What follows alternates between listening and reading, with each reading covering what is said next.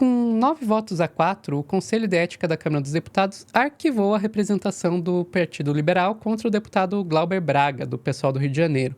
O partido acusou Glauber de ter agredido fisicamente o deputado Abílio Brunini, do PL do Mato Grosso, em 2023. Mesmo com essa decisão, o autoritarismo de Arthur Lira no comando da casa ainda não acabou. A gente tem que ficar de olho e quem vai discutir isso aqui comigo é o Pedro Zambarda no plantão do Meteoro.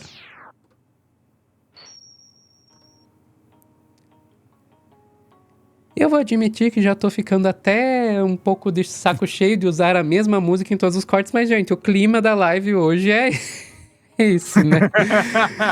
Vamos lá, Eu podia Pedro. separar uma pauta mais feliz, mas acho que, do mesmo jeito que a mulherada foi pra rua, eu acho que a gente não pode deixar de falar das pautas. E a gente não pode usar essa notícia do Glauber, gente. Sofia, você quiser já colocar na tela?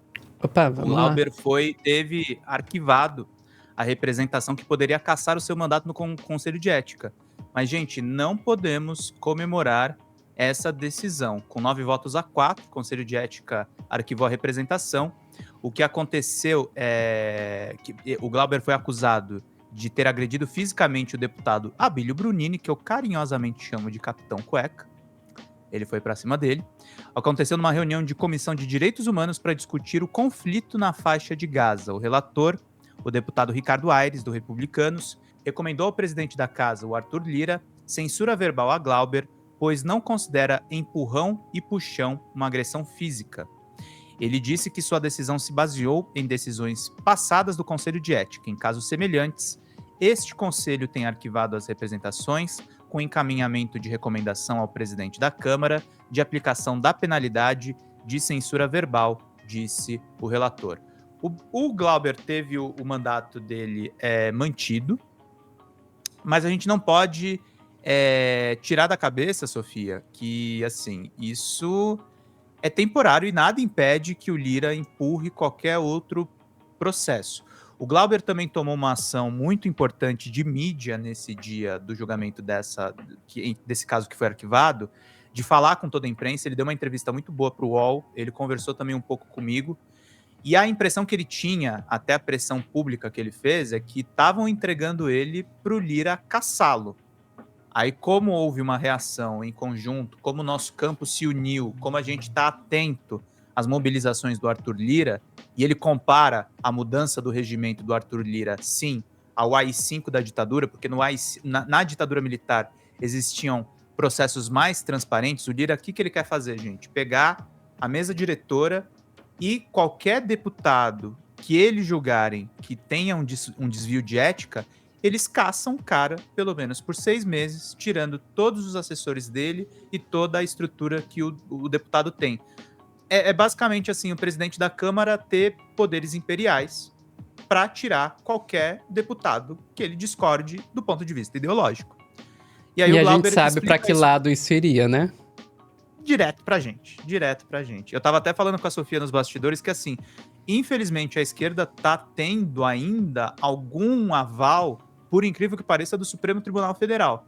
Porque se a gente não judicializar as coisas, se a gente não levar pra mídia, se a gente não discutir, esse Congresso, por incrível que pareça, eleito no governo Lula 3, pode ser o Congresso que tenha menos parlamentares progressistas em toda a sua história.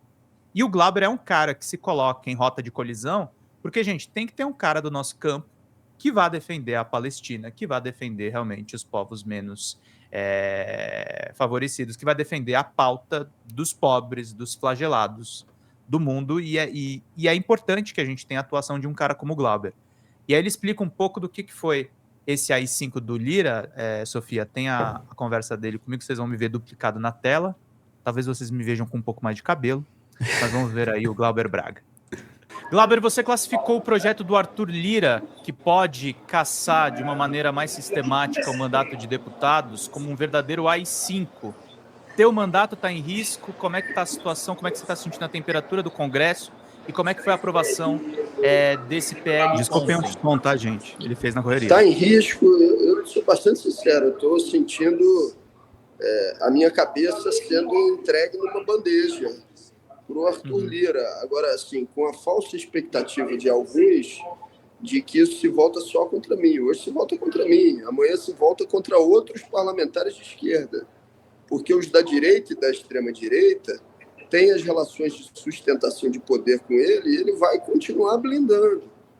Agora, se eu aqui nessa entrevista repito o que eu sempre falo, de que se trata de um AI-5 do Lira, de que a gente não pode deixar de fazer as denúncias do kit robótica, do projeto de poder exercido por Lira, que fez com que um dos seus assessores mais próximos fosse pego com uma bolada de dinheiro na liderança do PP, como estou fazendo agora. Sabe o que pode acontecer, Pedro? O quê? Aprovada essa matéria hoje às 16 horas, ele pode reunir a mesa diretora de noite e me afastar de maneira cautelar no mesmo dia. Então, isso é uma espada permanente na cabeça dos parlamentares que fazem o enfrentamento ao Lira. É isso que eles querem impor.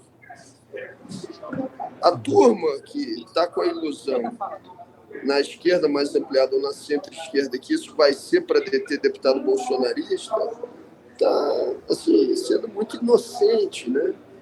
Porque os casos dos bolsonaristas vão ser tratados diretamente por Valdemar e companhia junto ao Lira para facilitar a eleição do presidente da Câmara que ele apoia.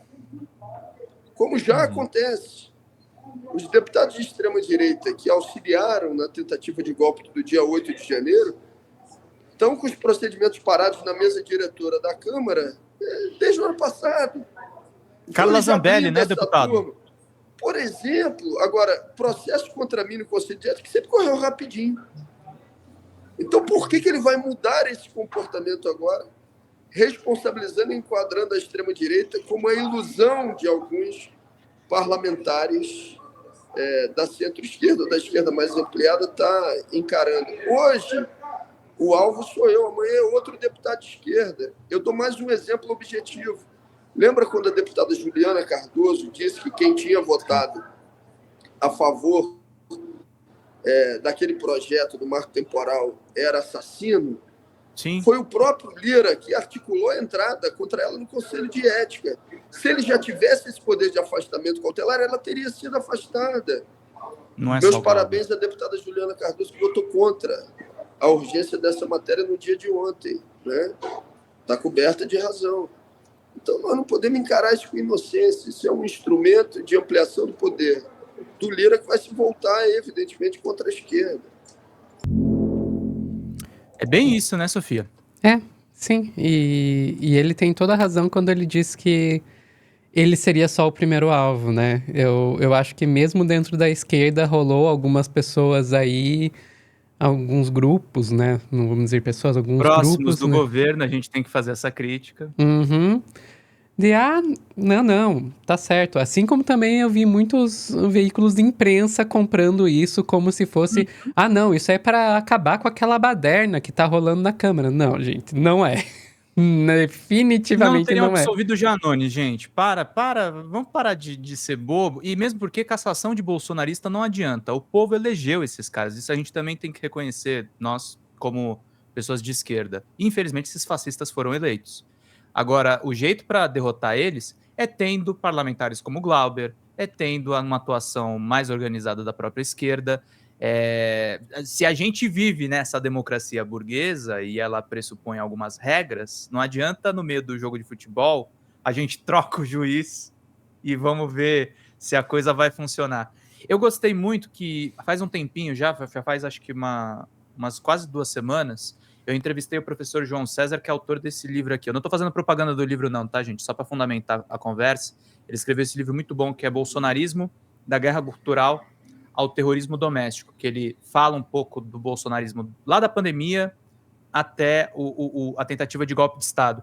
E ele fala quem arquitetou o orçamento secreto que transformou o Arthur Lira nesse ditador, proto-ditador, digamos assim, da Câmara dos Deputados. Tem um trechinho aí, Sofia, mas acho que você não precisa passar inteiro. Vai até o minuto, acho que eu botei no roteiro aqui, era 4:22. Começando 4:22? Não. Começa do começo até o 4:22. O Bolsonaro, que só pensava no golpe em permanecer no poder para ficar impune pelos crimes que cometeu, o Bolsonaro realizou algo que nós não compreendemos de todo. E aqui o Shakespeare me ajuda muito. Eu duplicado de novo na tela, gente. O Desculpa. Bolsonaro atrofiou o poder executivo. Isso é uma coisa que nem todas as pessoas percebem. O que eu quero dizer com isso? No regime presidencialista como brasileiro, a grande força do poder executivo é a caneta, isto é, é o orçamento. Mas para gastar dinheiro... E foi enfraquecido nos governos Temer e Bolsonaro, né?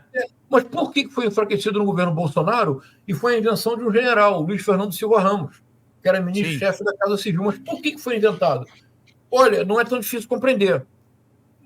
Dinheiro público nunca é dinheiro. Primeiro é o orçamento. Orçamento, tecnicamente, é a previsão da arrecadação do ano seguinte e a alocação da arrecadação prevista no ano seguinte. Por isso que todo orçamento sempre contingencia. Você diz, eu vou arrecadar R$1 trilhão. Você nunca vai arrecadar exatamente R$1 trilhão. Então você vai ter que contingenciar. É normal. Perfeito. Uma vez que você, então, o orçamento está aprovado, você já tem o orçamento. É dinheiro? Não, porque não tem arrecadação. O orçamento vai depender da arrecadação. No melhor dos mundos, que não existe, se você previu 1 milhão de arrecadação, você arrecada 1 milhão. Isso nunca acontece, você vai arrecadar 800 mil. Então, tem 200 mil que você não tem... O orçamento já não vale. O que vale é o que você arrecadou. Perfeito. E o que você arrecadou no ano de 2024, você tem que gastar no ano fiscal de 2024. Você não pode passar o dinheiro para depois. E para você gastar 1 centavo no orçamento público, você tem que fazer projeto. Tem que ser aprovado pelas áreas técnicas. Tribunal de Contas da União. Sendo aprovado, você pode fazer um edital, que tem que ser analisado juridicamente. Sendo aprovado, você torna o edital público. O edital tem que ficar público por um período mínimo de tempo, 30, 60, 90 dias, para que todos possam apresentar licitações. A licitação sendo feita, a licitação tem que ser auditada.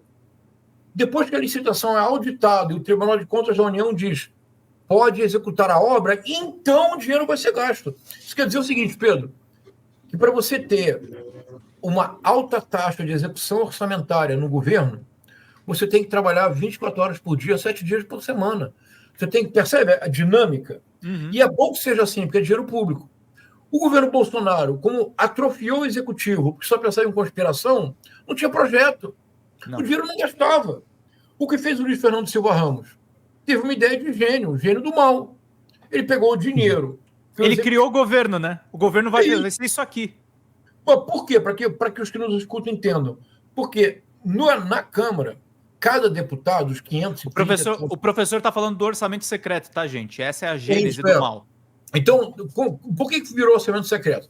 Porque cada deputado tem direito, sem que isso tenha que ser aprovado, sem que tenha que ter Tribunal de Contas da União, cada deputado tem direito, tinha aproximadamente R$3 milhões. Hoje, Pedro, é aproximadamente R$50 milhões. Isso quer dizer, por exemplo, que um deputado... É o gênio do mal que o João se refere, Sofia, o general Ramos, é o mentor do Eduardo Pazuello na saúde. É o cara que montou o governo do Bolsonaro. É o pessoal da Operação Acolhida, dos venezuelanos em Roraima, e que montou esse esquema, que na verdade é uma extensão do próprio golpe contra Dilma. A gente teve o Eduardo Cunha fortalecendo o Congresso, e aí eles passam a expandir o gasto público na mão dessas pessoas. É todo esse poder que o Glauber está batendo de frente ali, sendo um parlamentar do PSOL. Então é importante a gente entender que o AI-5 não acabou, gente. Na Câmara ainda não. É uma situação bastante complicada. A gente sabe que a correlação de forças ficou muito mais difícil depois dessa história do orçamento secreto, né? Digamos que esses deputados do Centrão ficaram mal acostumados. Eu acho que dá para colocar dessa forma. E não vai ser fácil reverter essa situação, mas tem que. O país não aguenta se não reverter. É simplesmente assim. A Ideli Salvati, que foi ministra da Dilma, ela foi ministra de Relações Institucionais, né? Ela tinha um cargo que o Padilha tem hoje no governo Lula, que, na minha opinião, o Padilha está fazendo de uma maneira meio questionável esse trabalho, mas ela falava, eu, a Gleisi E as mulheres do governo Dilma, a gente tentou conter o Eduardo Cunha. Quando ele consegue o impeachment, toda essa blindagem da caneta do presidente que o João fala, isso se perdeu, Sofia. É por isso que a população está sendo tão prejudicada por deputado que pega emenda para botar 30 milhões numa ponte que, na verdade, vai para os bolsos de algum parente dele na cidade. Exatamente. Enfim, era isso, Pedro? Era isso. Um monte de coisa, mas a gente vai fazendo. Vamos lá. Chat, não sai daí que daqui a pouco estamos de volta.